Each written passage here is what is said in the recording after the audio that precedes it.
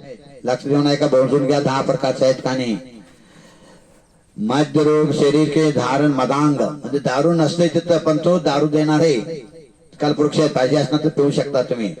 मदांग तुर्यांग मग घोडं देणारे, ग्रहांग घर देणार, ज्योतिरांग म्हणजे दीपक देणारे आणि भूषणांग म्हणजे आभूषण वस्त्र वगैरे देणारे, भोजनांग भोजन देणारे, स्नानांग स्त्रनांग म्हणजे वस्त्र म्हटलं, वस्त्रांग म्हणजे वस्त्र देणारे, दीपांग म्हणजे दीपक देणारे आणि भाजनांग म्हणजे भांडी देणारे. या प्रकारचे 10 प्रकारचे कल्पवृक्ष आहेत.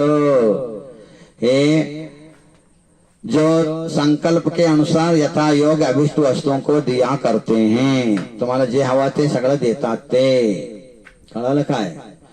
यत् सुखम नाशिकम स्वर्गे तद्वक्तुम केन पार्यते स्वभाव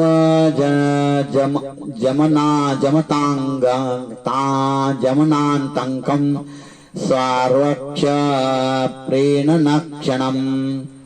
स्वर्ग में देवों को जो आकुलता रहित वह सब इंद्रियों को उत्पन्न करने वाला स्वाभाविक सुख प्राप्त होता है, उसका वर्णन करने में कौन समर्थ है, कौन कर सकता है. अर्थात उसका वर्णन कोई भी कर नहीं सकता है. इतना अच्छा स्वर्ग में सुख है. अशेष विषयोद्भूतम दिव्य स्त्री संग संभव विनीत जन विज्ञानेर ज्ञानाध्यैश्वर्याश्वर्य लांछितम.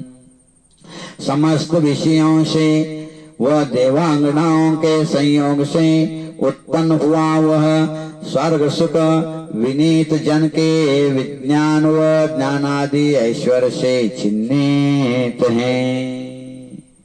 याचं स्वर्गातल्या सुखाचा नोंद वर्णन किती करायचं तेवढं कमीच आहे. कळलं काय. काय सांगतात आणि पुढं सौधर्माद्यस्तांत तांत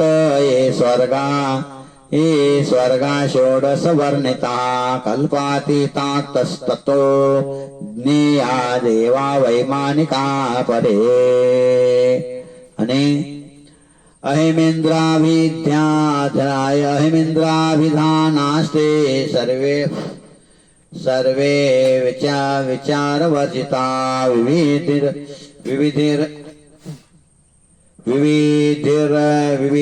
विविधिर्चित शुभध्याना शुक्ललेशावलंबित.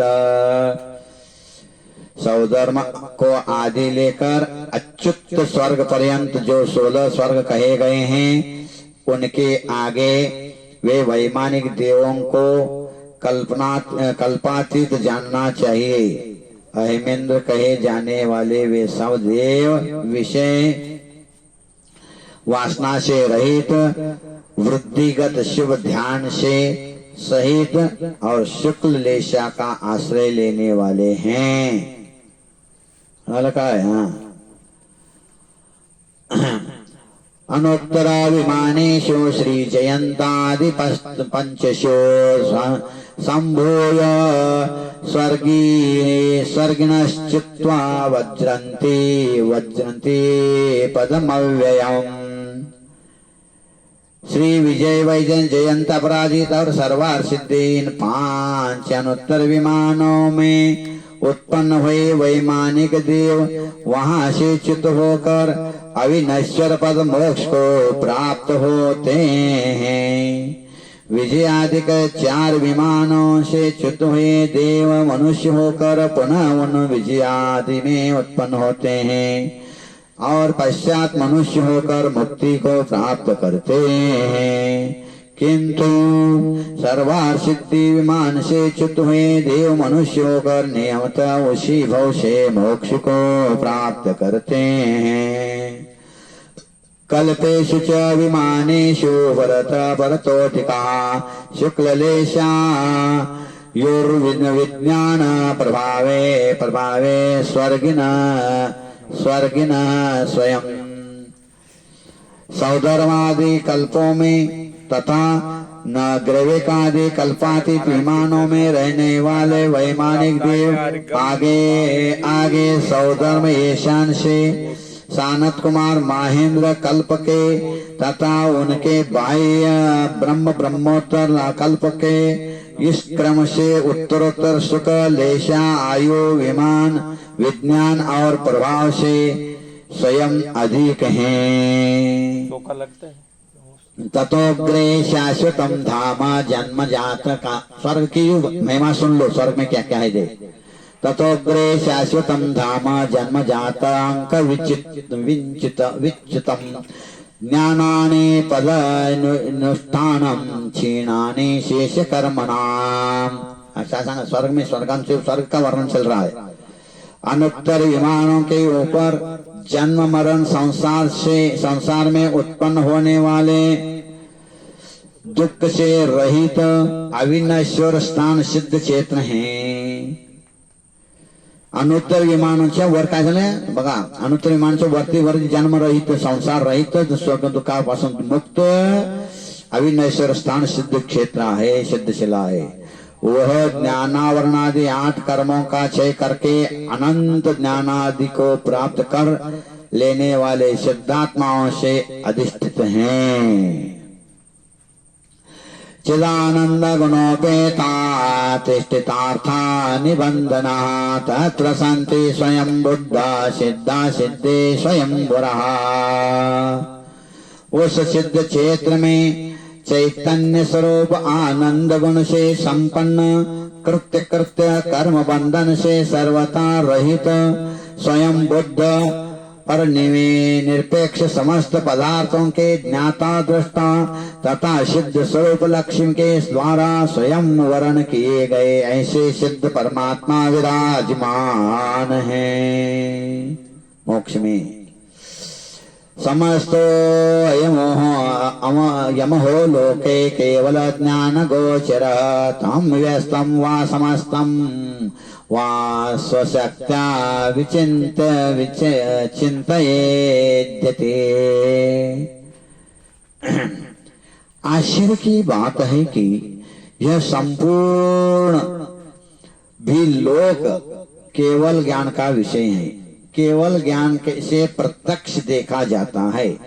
योगी को उसका चिंतन पृथक पृथक स्वरूप से और सामंतेन भी अपनी शक्ति के अनुसार करना चाहिए। संस्थान विषय धर्म ध्यान का वर्णन चल रहा है। यहाँ योगी 3 लोक का चिंतन करते हैं। संस्थान विषय धर्म ध्यान में वो बता रहे हैं योगी कर सकते हैं। योगी कर सकते, श्रावक भी कर सकते हैं। चिंतन करने में क्या बात है। विलीना शेष कर्माणा स्फुरन्त मति निर्मलम स्वं तथा पुरुषाकारम स्वांग गर्भगतम स्मरे। ध्याता को समस्त कर्म मल से रहित प्रकाशमान ज्ञानमय अतिशय निर्मल पुरुष के आकार को धारण करने वाले और अपने शरीर के मध्य में अवस्थित ऐसे अपने आत्म स्वरूप का चिंतन करना चाहिए, है ना। आज थोड़ा सा एक बच्चा है उतना हो जाए पूर्ण हो जाएगा। इति गते इति गदा इति निगदित मोचेर लोक संस्थानमित्यं नियतम वाध्यातु यतः शुद्ध बोधे भवति सतत योगाद्य योगिनो निष्प्रमादम नियतमनति दूरे केवल ज्ञान लाभ। इस प्रकार से जिस उन्नत लोक की आकृति का यहाँ वर्णन किया गया है, इसका नित्य अथवा अनित्य स्वरूप से जो निर्मल बुद्धि के योगी प्रमाद से रहित हो चिंतन करता है, उसको नियम से निरंतर उस ध्यान के प्रभाव से थोड़े ही समय में केवल ज्ञान प्राप्त हो जाता है। ये संस्थान विषय धर्म ध्यान पूर्ण होगा। अब इसके बाद पिंडस्थ पदस्थ रूपस्थ रूपातीत या 4 ध्यानाची 4 प्रकार ध्यान का वर्णन अतिशय सुंदर वर्णन आने वाला है। यहाँ बहुत ही ज्ञानार्णव ग्रंथ का वर्णन, ग्रंथ में ध्यान का वर्णन बहुत सुंदर आ रहा है। अगर समय हो तो आज ही करेंगे, कर लेंगे संपूर्ण। तो ये अध्याय तो पूर्ण हो गया। बस समय हो गया, आप लोगों को भोजन करने को भी जाना है, 5:15 बज गए हैं। तो आप लोगों को भी जिनवानी स्तुति करेंगे। आसपास 70-80 होगा श्लोक। जिन देव आपके पावन मुख से कीर्ति जो ओंकार ध्वनि, सबको शिव पथ दिखलाती हैं, अतः बनी माँ जिनवानी। जिनवानी माँ तेरी कृपा से मिले हमें भी मोक्ष सदन, इसीलिए हम मन वचन से करते मानित तुम्हें नमन, करते मानित तुम्हें नमन, करते मानित तुम्हें नमन। परम पूज्य मुनि श्री उत्तम सागर महाराज की जय। नमस्ते नमस्ते। ज्ञानार्णव ग्रंथ शिवचंद्र आचार्य द्वारा रचित हैं। इनके द्वारा ये रचा हुआ ग्रंथ क्यों रचा गया? क्योंकि भर्तृहरि उन्हीं के भाई, दोनों शिवचंद्र और भर्तृहरि राजपुत्र थे। उन राजपुत्रों को उनके चाचा जी ने मारने का षड्यंत्र किया, इसलिए वो छोड़ करके मुनि बन गए। एक दिगंबर मुनि बन गए शिवचंद्राचार्य, एक भर्तृहरि हिंदू साधु बन गया।